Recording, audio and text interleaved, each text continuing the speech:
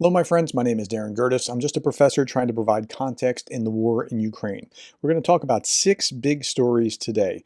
These are all very important. Here we go. Ukrainian forces tested their first domestically produced, and this is the important part, domestically produced ballistic missile for the first time. Now, if this works, and it works well, it can cure a big portion of what's ailing Ukraine. The article about it in Euromaidan Press didn't tell us much more than that. I mean, they're keeping it pretty tight-lipped here. The Ukrainian president stated that the missile test was successful without providing details. Okay, we'll see in actuality how it works out. This is an old chart from May 9th, but it shows essentially what you need to understand. This is within ATACMS range. All these dots are within ATACMS range, and not a lot has changed because the U.S. is not allowing Ukraine to use ATACMS. So there's no incentive to really back up significantly. ISW, again, recently assessed that there are at least 250 military and paramilitary objects in Russia within range of U.S.-provided ATACMS missiles, which U.S. policy prevents Ukraine from using to strike inside Russia. But if they have their own homegrown domestic ballistic missile, that can change things significantly. And now, with all these things in range, Russia has to figure out how to either move them back or protect them with air defense or something if this works out. So I saw a number of memes about this kind of thing. May the force be with you. May you not use it though. Right? I mean, that's essentially how the U.S. is treating Ukraine, and that's awful. Kill the archer, not the arrow. That's a lot smarter. Go to the source, and that's what they're going to need to do. And then no bombers, no bombing. That's how it works out. So if they can attack the source, they'll be far better off. Okay, big story number 2. Pilots of a Russian airline are afraid to fly because of a new strict fuel economy. Well, what's driving that? This became known to the Russian media thanks to a pilot who filed a complaint with the police. According to him, the management of the company requires to fly with minimum level of fuel in the plane. That doesn't seem like a smart idea. It seems like an accident waiting to happen. The main fear is not being able to land before fuel runs out. Planes now land with 30 minutes to spare. But if there was an airport closure because of drone attack or some other fire or whatever, that's going to be potentially problematic for these planes that could run out of gas. And why are they restricting it to begin with? Like, is the oil depot attacks having that significant of an effect? Okay, big story number 3. Ukraine is forming new mechanized brigades, which shows that the country does not expect the war with Russia to end soon. I don't think anybody expects it to end anytime soon, but that they're forming new brigades, so because of Kursk, the ease in which they'll be able to form new brigades has gone up significantly. The motivation, the morale has risen significantly recently. According to Military Land, the training of new brigades will take place abroad, and many recruits are planned to be recruited among Ukrainians living in other countries.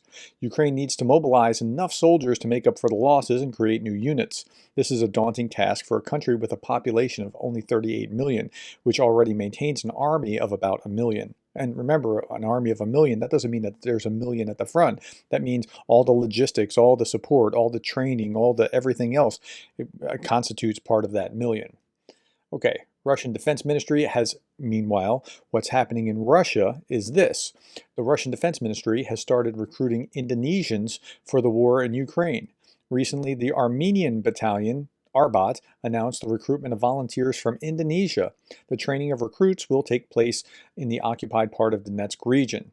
After the invasion of Ukraine, Nepalese citizens also began to sign contracts with the Russian army more frequently. So the poor are seduced by the easy money, and they paid with it with their lives. So it's kind of sad that they're doing that, but it shows you where Russia is, that they have to include mercenaries in order to be able to function. Okay. China, big story number 4. China, Brazil, India, and South Africa. That's BRICS of the BRICS. The only country not listed there was R, which makes BRICS.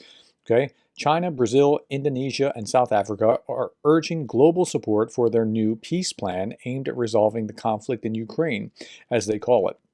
The Li Hu China's special representative for Eurasian affairs believes that increased support for this plan would enhance the prospects for de-escalation and peace. So this is essentially China's peace plan that Brazil and other BRIC countries have gotten behind. The plan includes principles such as ceasing hostilities, protecting civilians, avoiding weapons of mass destruction. I can get behind, protecting civilians and avoiding weapons of mass destruction, and supporting international cooperation.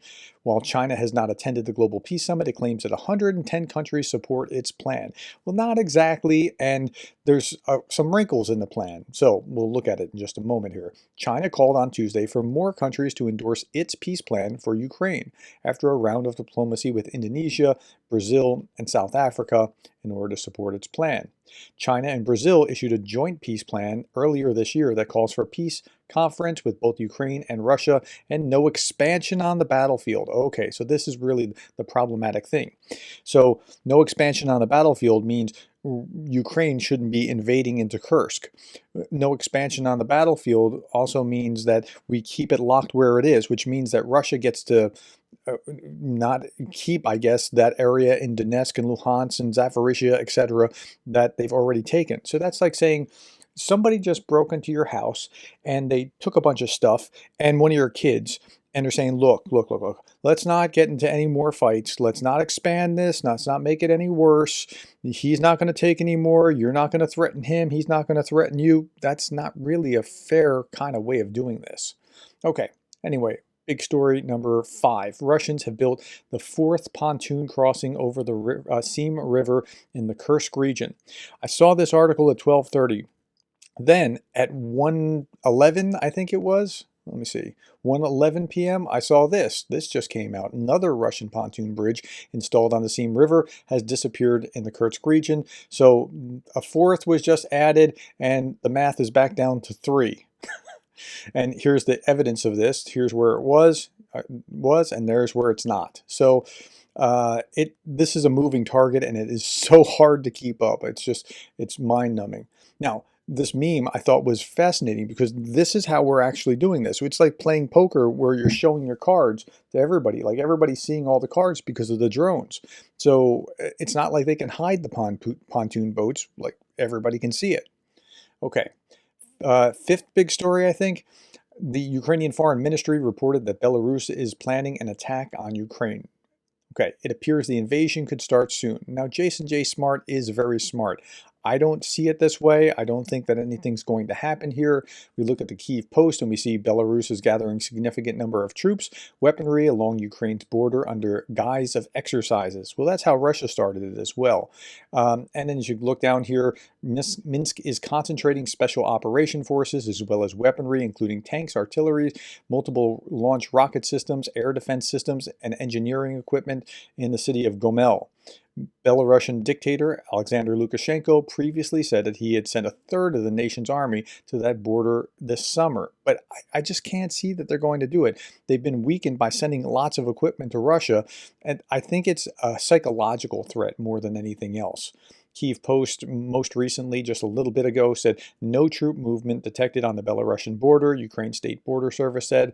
The statement came after Ukraine's foreign ministry warned against Minsk's decision to transfer troops and equipment to Gomel region. So nothing's happened yet. I don't think it will. I could be wrong. I mean, there's a lot of moving parts here, but I think it's a psych op for Russia getting Belarusia to try to trick the Ukrainians into pinning down some of their soldiers in the border areas around Belarus. So I don't think there's anything to see there.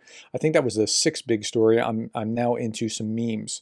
So how to defeat Russia: move a small force to a Russian city, let Russian army destroy the city, move on to another city, repeat until Moscow. Well, I mean, that's what they're threatening to do. Jake Bro's fundraiser. I just got my patch from the previous Jake Bro fundraiser. So here's the birthday fundraiser. And so our channel fundraiser in support of Ukraine has reached $1 million in exactly a week. And it's actually more than that. It's right now $1,051,000. So good on Jake, and all of you who participated, thank you for your donations to Ukraine. let Ukraine strike back. This is the last thing I want to leave you with. I left you with it this morning, but this is what needs to happen. And short of that happening, what's going to happen is that Ukraine's going to create its own, sort out its own problem by creating its own ballistic missile, and we'll see how that all plays out. All right, my friends, that's it. Thank you for the time. Thank you for the likes, the shares, the subscribes, and thank you for being the kind of person that cares about Ukraine.